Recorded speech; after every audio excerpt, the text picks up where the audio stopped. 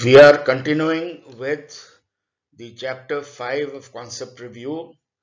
In this chapter, the aim was to highlight how the level of language, the level of vocabulary, and the unfamiliar subject matter of the RC passage can be major hurdles in your comprehension.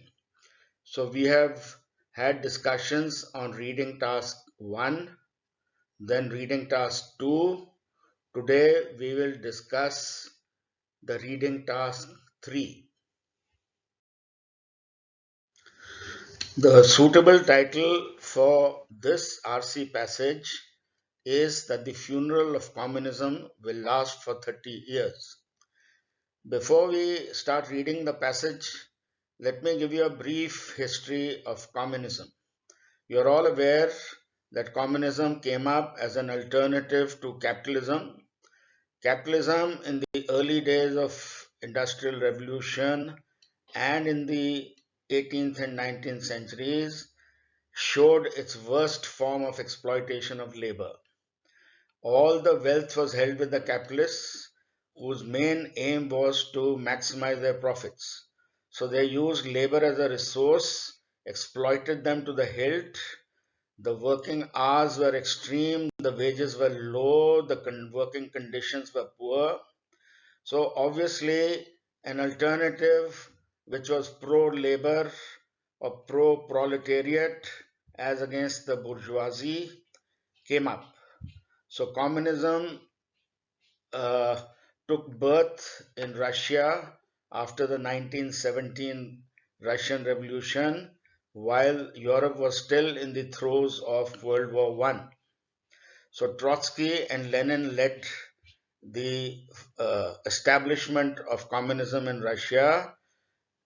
Then Stalin took over the mantle and he crushed all opposition and established communism firmly in the Soviet Union, which included all the other countries around Russia, and that was the time when communism went in for collectivization of land. So agriculture production improved, rapid industrialization, so created a lot of jobs for everybody. So there was great economic progress during that time, though there was a crushing of individual liberty or any political dissent of any sort. So that's how communism came up. And then a Cold War started between the capitalist West and the communist world, which lasted into the 80s. So communism then died in Europe in 1991. So Cold War between the capitalist West and the communist world uh, resulted partly in the death of communism, because the people in Soviet Union found that, let's say, Western Europe, the standards of living had gone very high, and in Soviet Union they were still standing in queues for the basic essentials. So they felt that this system is not working, while that system is working better. Then the propaganda of the West further convinced the people in Soviet Union. Plus, the economy of Soviet Union also kept going down. So, communism, though emerged as an alternative to capitalism, with everything in the hands of the state, a command controlled economy by, let's say, uh, the Communist Party of the Soviet Union. And the basic principle was that each person will get as per his needs, and each person will give to the country or to the state whatever he is capable of. So, very utopian concept of social justice, equality. But it so happened that the Communist Party kept becoming richer, the party officials kept exploiting, so they became the new capitalists. So communism didn't really work the way its ideology was meant to work. Parallelly, the people got disillusioned. They stopped putting in their best because it's very difficult to get from each as per his capability. You can give each as per his need, but you can't get the best from a person. There has to be a motivation. Here there was no motivation. Nobody could possess a house. Nobody could say this piece of land is mine, this house is mine. He was just you're just existing, and everything belongs to the state. Tomorrow you can be shunted from one job to another, your wife in another city, your family is broken. So there was nothing for the individual, no motivation for him to work. So this is why communism failed.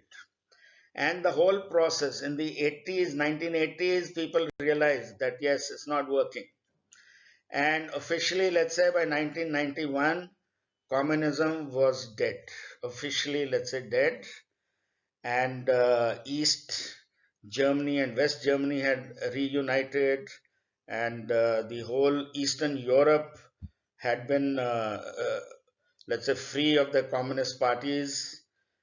The Soviet Union obviously broke up into independent states with Belorussia and Chechnya and other things all separating. So communism, let's say, failed in 1991 because of its internal uh, problems of implementing that utopian concept of social justice and equality. So, with this brief background, let us see what this passage has to say. The funeral of communism, which let's say started in 1991, will last for 30 years. This was a prophecy made by Francois Furet in 1995. Okay, so what did he say? Quote, the funeral procession will be accompanied by an immense crowd.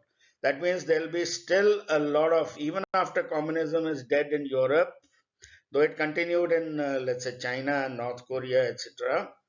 But we are focusing only on communism in Europe. So the immense crowd, that means there will be enough people in the West who will still be pro-communist and who will still mourn the death of communism. Why did communism die? It was such a utopian ideology, right? So it will be accompanied by an immense crowd in the West, and there will be much weeping. Even young people will join the cortege, trying here and there to give it the air of a rebirth. So people would, uh, you know, really regret that such a utopian ideology did not actually work in practice. So, this is what the author is quoting from what Francois Furet prophesied. And then these are his words now. So, as per the author, hopes of a rebirth were vain. I mean, communism could not come back, obviously. It was too obvious. For the faith in communism was irretrievably tattered. So, these are the author's views. But the funeral would last for years. So the author also agreed with what Francois Furet had said, that there'll be enough pro-communists who are still enamored by that ideology. They will still mourn as to why did communism die, right? And why will it last for years? Because anti-communism remains more than ever a damnable heresy, more universally condemned in the West today than in the great days of victorious anti-fascism. Now, this is such a big mouthful to take. You have such a long sentence. So, half the time the level of language becomes complex because there are long, compound, complex sentences.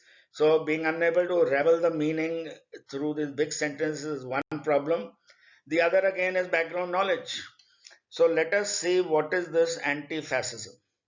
So, that whole period of the 30s and 40s when fascism rose in Europe, Nazism in Germany, and fascism in Italy and Spain, right? So, which finally led to World War II starting 1939 and went on into 1945. So you had the Allied forces, France, Britain, USA, and the Soviet Union, which was communist, while these three nations were capitalist. So virtually the capitalist Europe and the communist Europe, they joined hands together against fascism. Fascism was represented by Germany and Italy, and of course, Japan on the other side was also their Axis partner of the Axis powers. So during those times, during let's say the 40s, 1940s, uh, when everybody was winning the world, when the Western powers were winning the World War II with the help of Soviet Union, so there were the great days of victorious anti-fascism. So those were, let's say, from 44 to about 46, let's say, when World War ended in 45, with the help of Soviet Union, which played a great role. So communism and capitalism joined hands together to fight fascism. So those were the great days of victorious anti-fascism. So then communism was a good thing because communism was a partner. So therefore, talking against communism during those days, 1944 to 46, let's say, was a damnable heresy against the accepted norms because Soviet Union was a friend who helped defeat Germany and Italy. Okay, so the funeral would last for years because anti-communism, which was universally condemned in the West in the great days of victorious unifascism, even today is being condemned because communism ideology is still has its own appeal. So anti-communism remains more than ever a damnable heresy. So being anti-communist today, more universally condemned in the West today. So if I am in the West today and I say I voice anti-communist views, people will condemn it. That you don't know anything about communism. You don't know what a beautiful ideology it was, what a utopian ideology it was. So, being anti communist in a capitalist West is still condemned as a heresy. That means you're going against the accepted, the cherished beliefs of people. So that means there are enough people who are pro communist. So, as an anti communist, you are condemned by those pro communists that you are heretical, you're talking nonsense, you don't know anything about the good aspects of communism. So it is more universally condemned in the West today than it was during the great days of victorious anti fascism, during that period of towards the end of World War II, when communism and capitalism fought together against fascism. So, uh, getting the essence of this line actually sets or this sentence sets the stage for further going into the passage. And the passage is all about this that yes, today there are so many pro communist people in Europe. That is why the funeral will last for 30 years. Communism died in 1991. It will last for 30 years means uh, 1990 to 2000, 2010, 2020. So for 3 decades. Okay. So this is what Francois Furet had prophesied. And let us see what further is being brought out in the passage. So another person, Jean-Francois Revel, has lately demonstrated how prescient Furet was. So, how Furet's prophecy is true, is coming true, how he saw the future so clearly. He clearly saw there'll be enough pro communist people in Europe, despite communism having been dead, and everybody is living in the international capitalistic system, yet there'll be enough pro communists who will keep mourning the death of communism. So they'll be still grieving, they'll be still at the funeral of communism. They won't let communism, die. So this guy wrote a piece, or let's say an opinion column, uh, La Grande Parade, in which he gave a retort to all the anti-communists and spoke sorry, he spoke against the pro-communists who would not let communism go be forgotten. Say, communism is dead. People should allow it to go into the dustbin of history, but they are not. They're still sticking to its basic tenets of social justice and equality. They can't. Uh, they're shocked that communism didn't work in practice. So rebels demonstrated that Furet was correct. He saw the future, right? So in this case, he in this La Grande Parade, this article or this opinion column, he gave a riposte, a retort to all those pro-communists who are not letting communism die. So let's move on to the next para.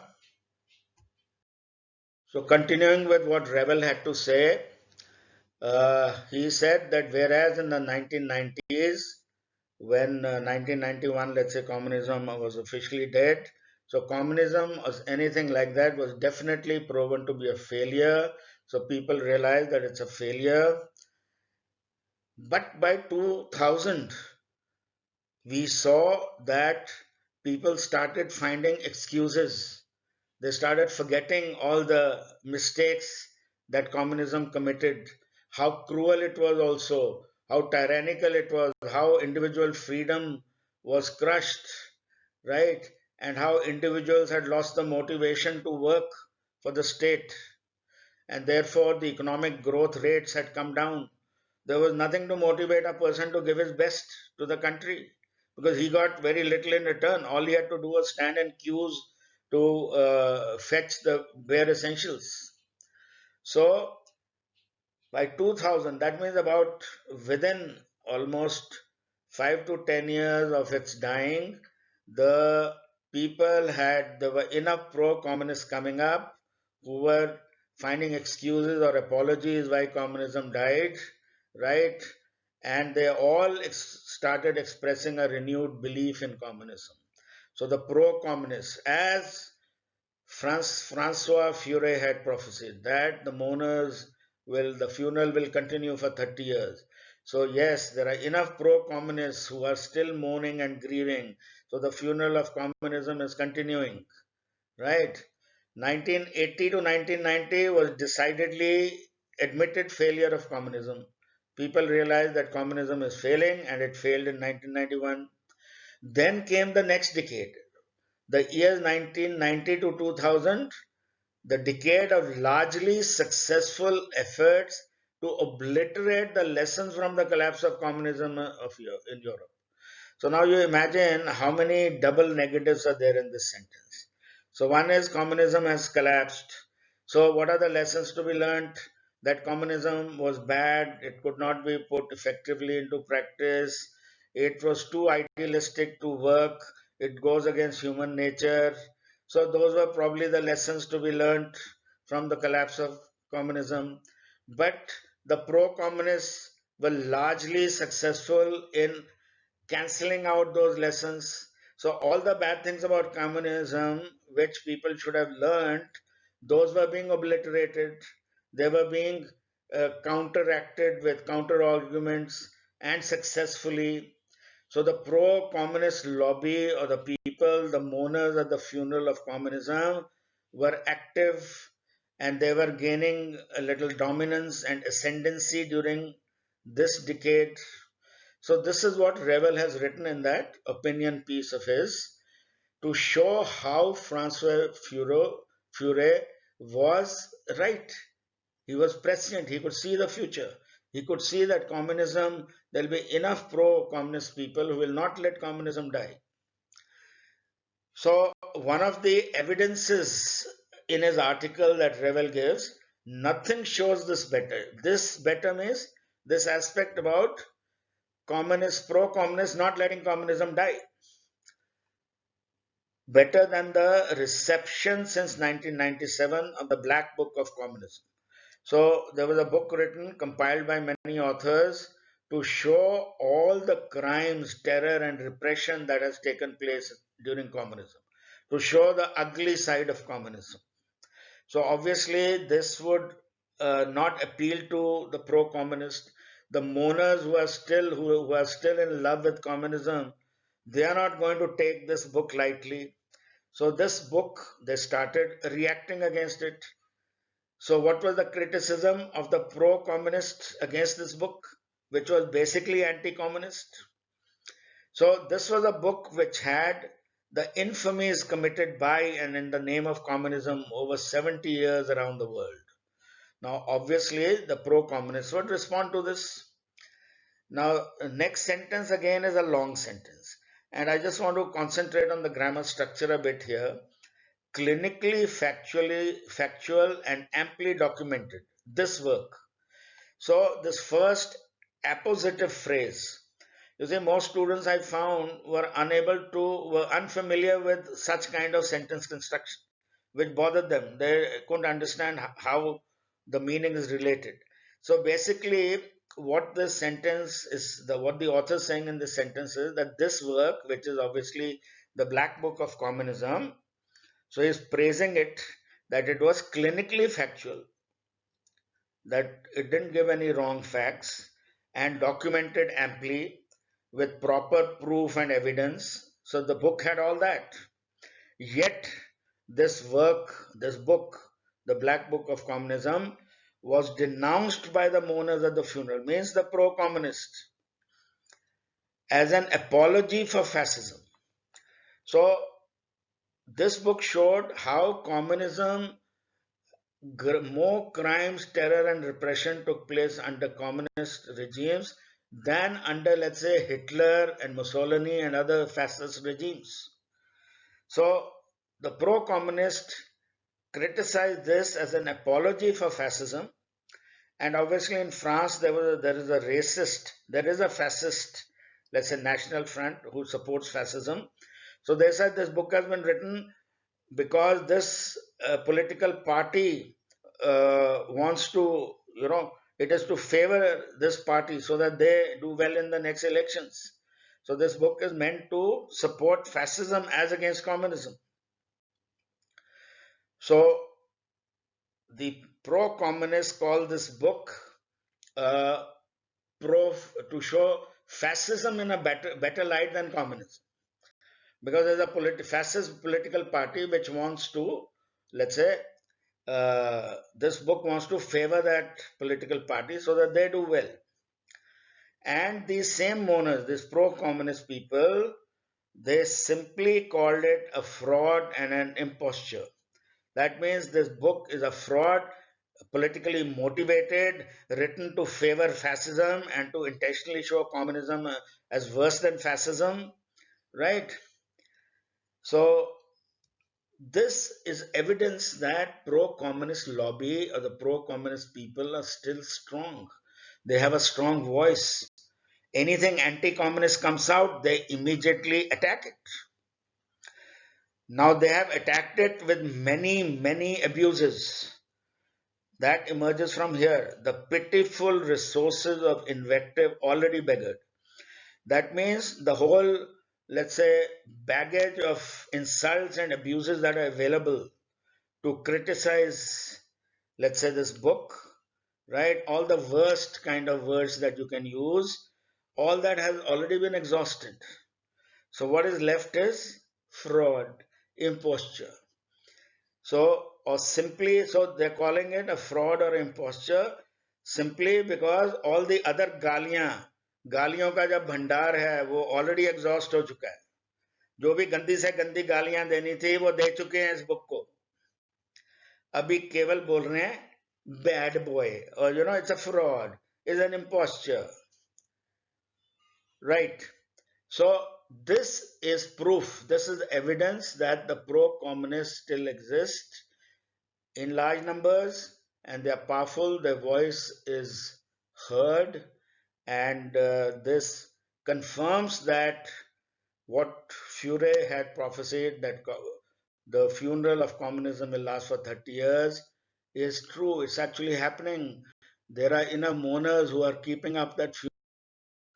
So, from the first evidence that is presented of the Black Book of Communism and the reception it receives from the pro communists who criticize it and attack it, the other evidence to show that there's enough pro communism alive is if you read the media in United States, France, and England.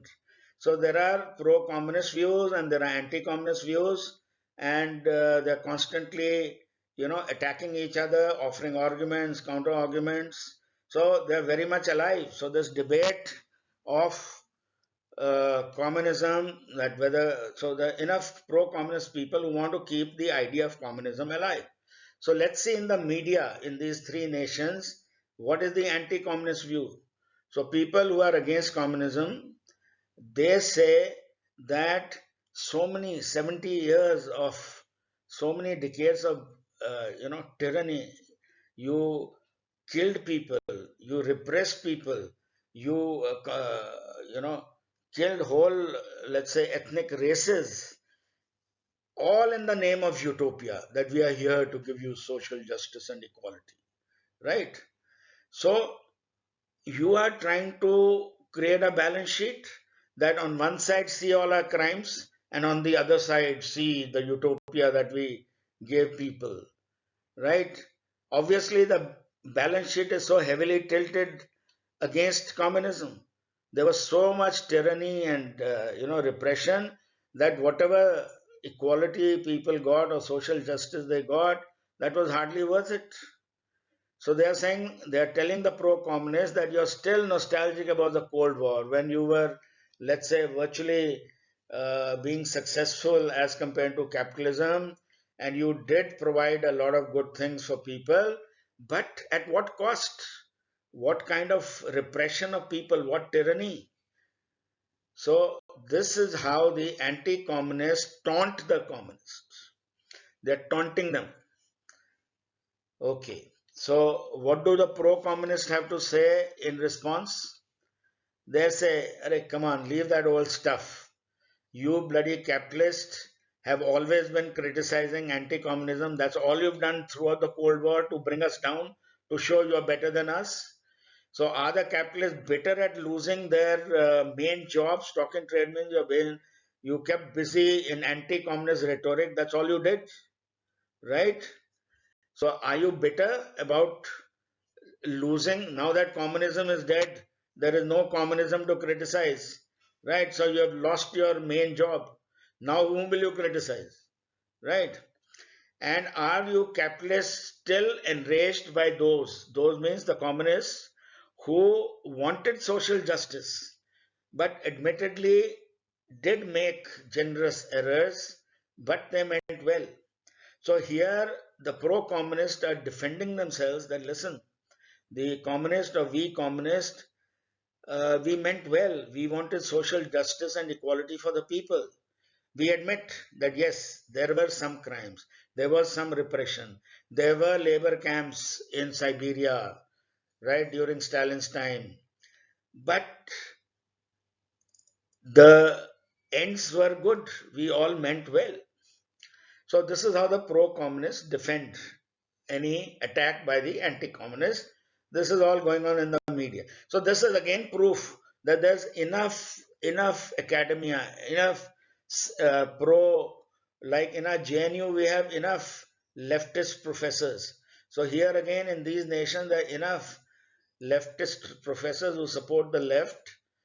So such views are common in the French media, whereas in the United States they are mostly confined to academia, means those professors in different universities, right, who have a left view. While in France, pro-communism is more prevalent even among the people. So this para is a second evidence to show that Fourier's prophecy was right, that funeral of communism will continue for 30 years, to show how active they are in the media supporting and defending any attack against.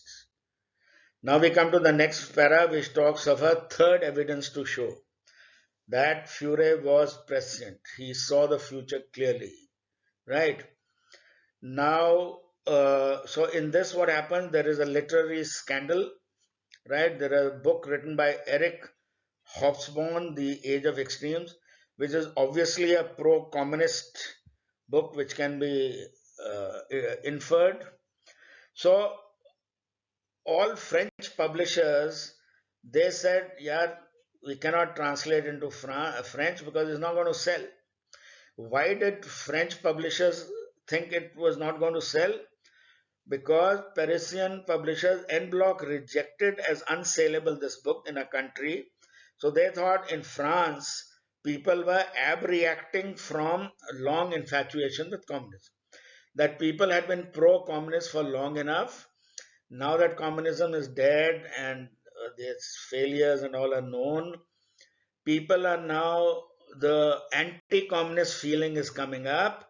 So this book, even if we translate in French and then try to sell it, is not going to sell. So why should we waste our money in publishing it? So the French publishers said that this pro-communist book will not sell in France because people are largely now returning from pro-communism to anti-communism, right? So let us see what happened with this book. So when the publishers in Paris all decided that no, there's no need to bring out, it won't be, doesn't make any economic sense to bring out a translation of this book in French, the mourners at the funeral, the pro-communists, they wanted to show, okay, listen, there are enough pro-communists who will love this book. They wanted to show them that there's a ready market in France for a book designed to console true believers for the demise of communism, to show them that communism's utopia has not died, the ideals have not died, to show them that how maybe capitalism killed it or something. So, a book designed to console the true believers. That means the true communists who are the real mourners at the funeral, who still don't believe कि हाय हाय communism क्यों मर गई, तो कितनी अच्छी थी, right? To assure them that real communism means social justice and equality, that had not failed, and that liberal capitalism is the culprit. That is the demon to exorcise. That is the devil which caused the fall of communism during the Cold War. So the pro-communists said that this book will certainly sell because there are enough pro-communist people in France and they will buy this. They'll lap up this book. So what did they do? Since the publishers refused to print a translation, they wangled a subsidy out of the government. So they went to the government and said, listen, please give us money, we will get it published, right? And they got some obscure Belgian publisher to publish it. So there was much debate over whether this book should be published in French or not, right? And communists obviously do not believe in market forces, whether book will sell or not. They only believe in state control. So that is why there is a sarcastic comment there. They did what communists always do when the market lets them down. Then communists, what they do, they get the state in, not the market, while capitalism believes in free market, laissez-faire economy, right?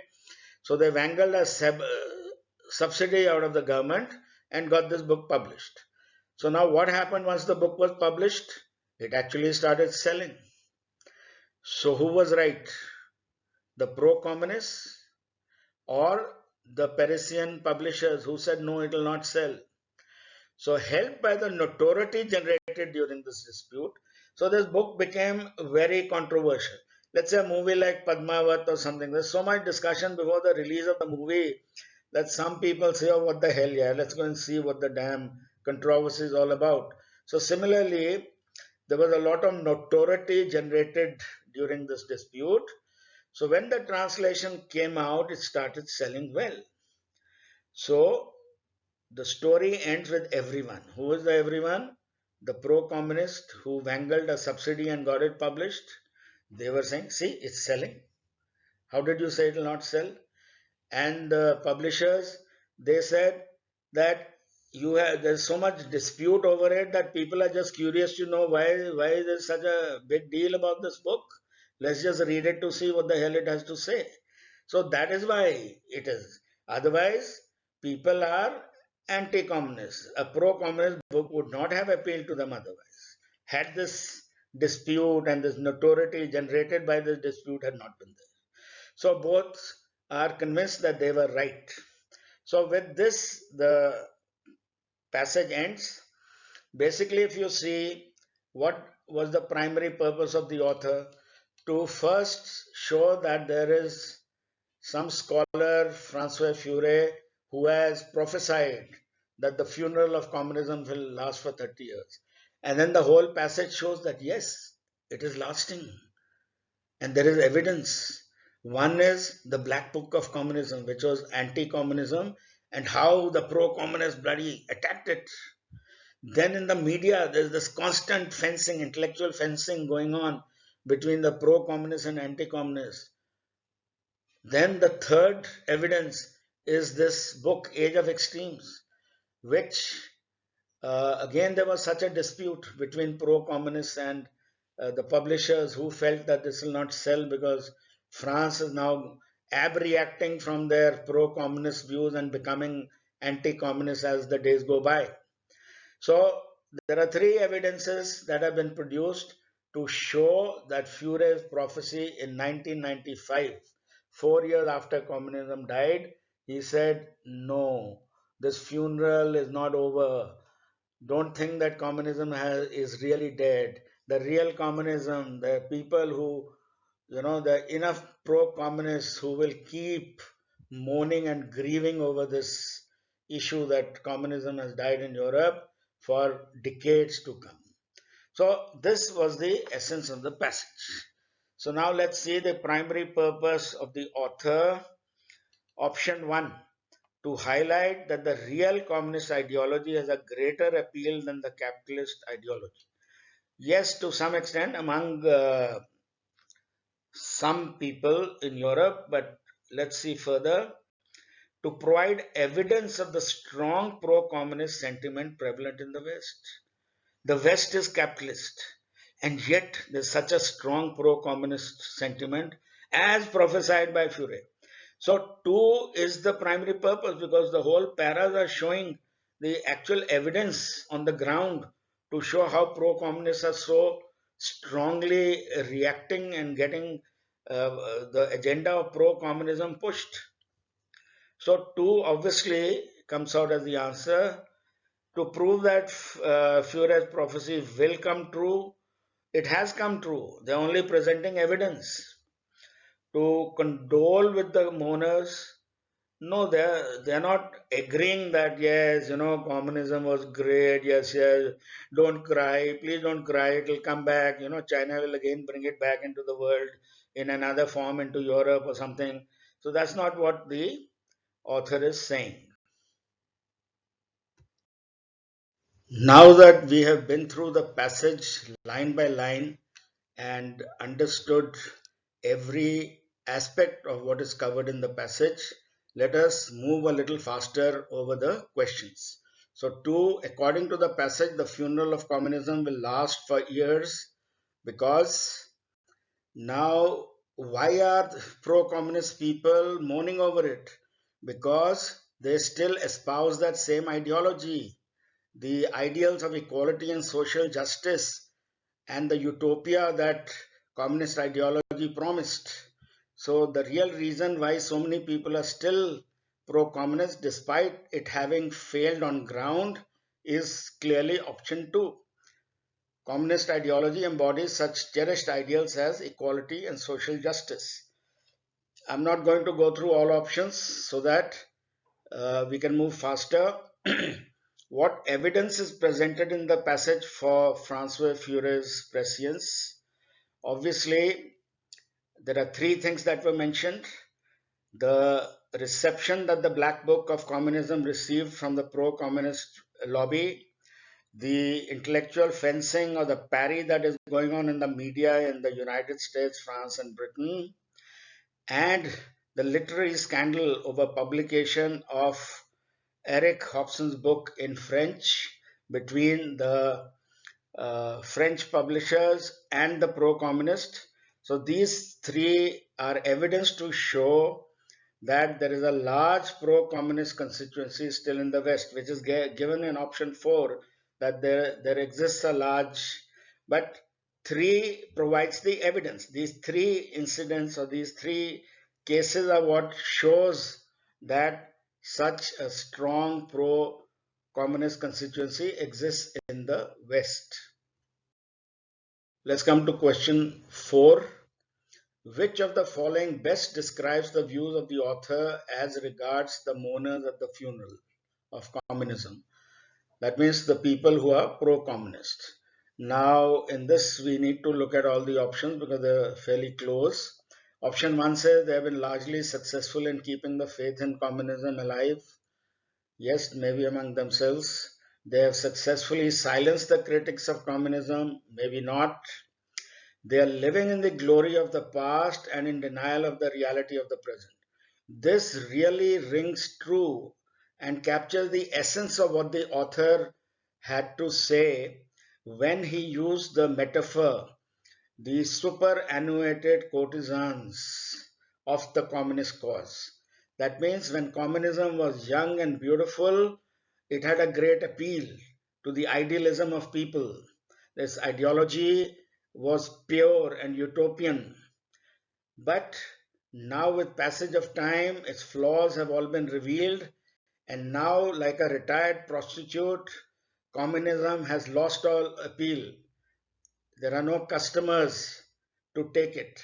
So, the author's views, merely expressed through this metaphor, clearly shows that he is anti-communist and pro-capitalist, which emerges even later, where he says, when he's sarcastic about communists wangling, subsidy when market forces let them down. So authors' views specially emerge in these points. So to separate the author's views as such is very difficult in a passage, but use of such language, such metaphors, such tone of sarcasm reveals the true views of the author. The others are, of course, merely narrating to show that there is evidence to show that there is the pro-communists are active, right? But 3 is what captures how the author really views the pro-communist people. Question 5. Again, from the very first para where we saw that anti-communism is a damnable heresy. So obviously, when the World War was going on, those were the great days of victorious anti-fascism. Soviet Union, which was a communist nation, was an ally of the other capitalist nations against Italy and Germany.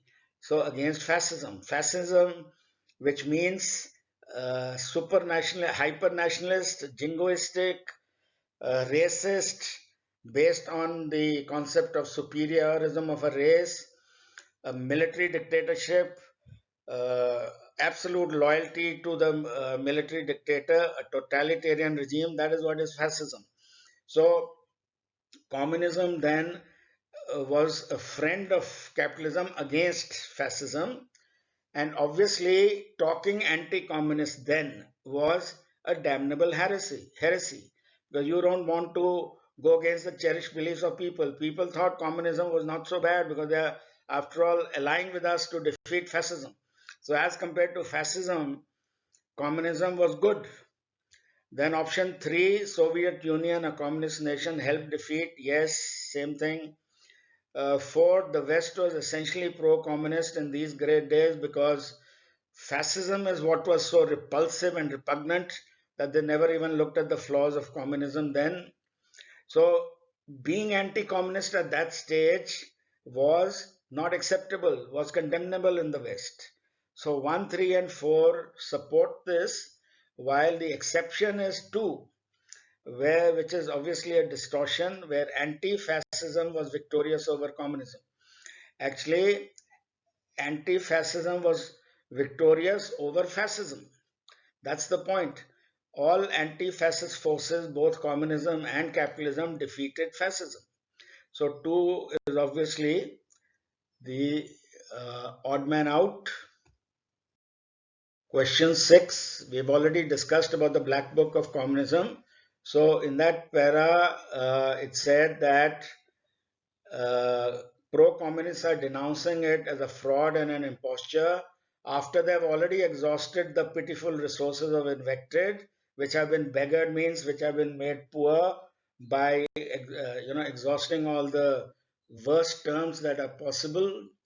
So गालियों का पिटारा पूरा use हो चुका है, बचा है fraud imposture, right? So obviously A emerges from that part.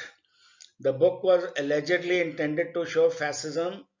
The book was intended to show that more brutality and crimes were committed and repression was committed in communism than in fascism. And by showing fascism in good light, they were in a way allegedly supporting a particular political party's cause. That is the political party National Front. So D is also part of it. C, it is a historical work of infamies. Yes, it is. It's clearly stated there. So answer of 6 is 1, A, B, C, and D. All can be inferred from the passage. 7, the anti-communists are taunting the pro-communists, right, in this statement, and trying to say that you are trying to create a balance sheet between tyranny and the utopia that you set out to achieve of social justice and equality. And this all emerges from your nostalgia for the Cold War, where for a time in the 50s and 60s, Soviet Union certainly was ahead of the Western world in terms of progress, where there was mass industrialization, everybody had a job, gender equality, uh, great progress, first man in space, weaponry of all sorts, new inventions. So a lot was happening and a lot of good development was happening in Soviet Union. So you still have a nostalgia at one time when communism was touted as a replacement for capitalism, that as if communism is going to win and capitalism is going to be defeated. So that nostalgia is guiding you into forgetting all the tyranny and genocide you have committed, and in the name of trying to give social justice and equality to people. So this is how the anti-communists taunt the pro-communist. So from this, obviously, what all emerges, let us see. The anti-communists are saying that you pro-communists are trying to balance your atrocities committed against vis-a-vis your utopian ideology, that we've hardly committed any extraordinary as compared to the good work we have done. So you're trying to create a balance sheet. 3, pro-communists are nostalgic about the ideological victories during the Cold War. Yes, that emerges from here. Pro-communists adopt the position that ends justify the means. Ends are social justice and equality, the utopia, the ideological utopia. Means are that, yes, individual freedom has to be curtailed. So 1, 3, and 4 emerge from here. 2 is obviously what emerged from what the pro-communists said, where they admitted that they had committed atrocities. But from what these anti-communists have said, option 1, 3, and 4 emerges, and hence exception is 2.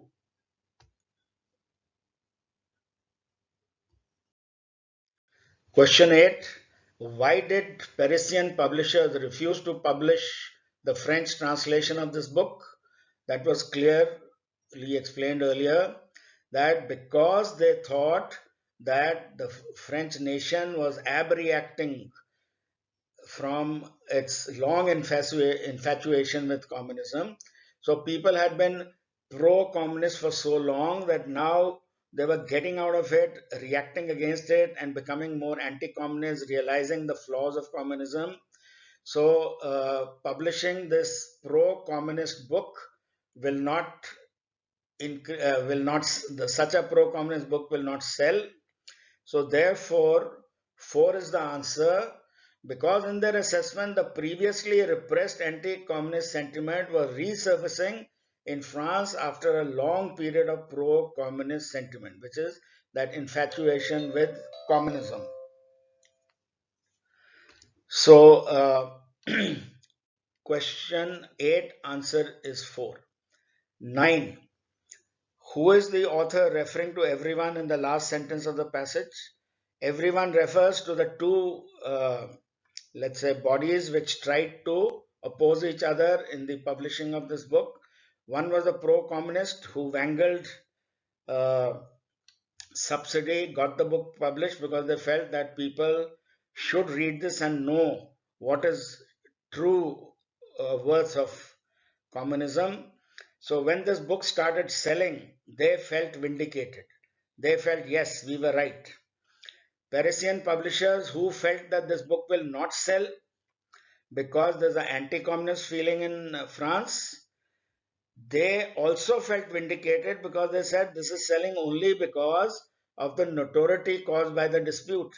People are just curious to know that what is the big fuss about this damn book. Let's read it and see what the hell it has to say. So that is why it's selling. So both parties to the dispute, to the literary scandal, felt vindicated. The last question, question 10. What was the tone? What is the tone of the author in the statement? They did what communists always do when the market lets them down. They wangled a subsidy out of the government. So the basic difference between communism and capitalism is that in capitalism you believe in market forces. In communism, government controls everything. So in socialism, where you have partly market also functioning, so wherever market doesn't function, the government intervenes and, let's say, gives subsidies to farmers and stuff. If you see in the Indian mixed economy model, there are so many subsidies. So here the author, who is obviously pro-capitalist, is being sarcastic, mocking the communist, that instead of relying on market forces which will guide you properly, you are just trying to push your agenda by taking taxpayers' money and getting the book published. So the tone is clearly one of sarcasm. The other options do not deserve any discussion. So with this, we've come to the third reading task of this chapter. Through the 3 reading tasks we have conveyed to you, we have driven home to you the fact that vocabulary will bother you at times. Sometimes even grammar, complex grammar structure can come in the way of your understanding. So that is the level of language. Third, obviously the background knowledge. Now, if you didn't have any knowledge of communism, capitalism, and the history of that whole phase of the 20th century, right, you would find this passage difficult to understand. So I hope that what tutorials have been telling you, that, oh, vocabulary is no big deal. Once you read, you can understand the meaning from context. Is that always true? To an extent, yes, but not always. Most of the time, if in this passage, if you've seen how often you were bothered by vocabulary itself. And most importantly, coaching centers will tell you that you don't need to have background knowledge. You should have an open mind and just read and understand what is being said. The point is, you can't understand without having background knowledge. Of course, you should be open and receptive. To that extent, they're right. But if you have background knowledge, only then you can understand what he's saying and be open and receptive to the new angle or the new perspective that the author is presenting. So I hope that these myths have been dispelled and you will now work towards building your vocabulary and your overall proficiency in the English language and read widely topics of diverse subject matter and improve your background knowledge.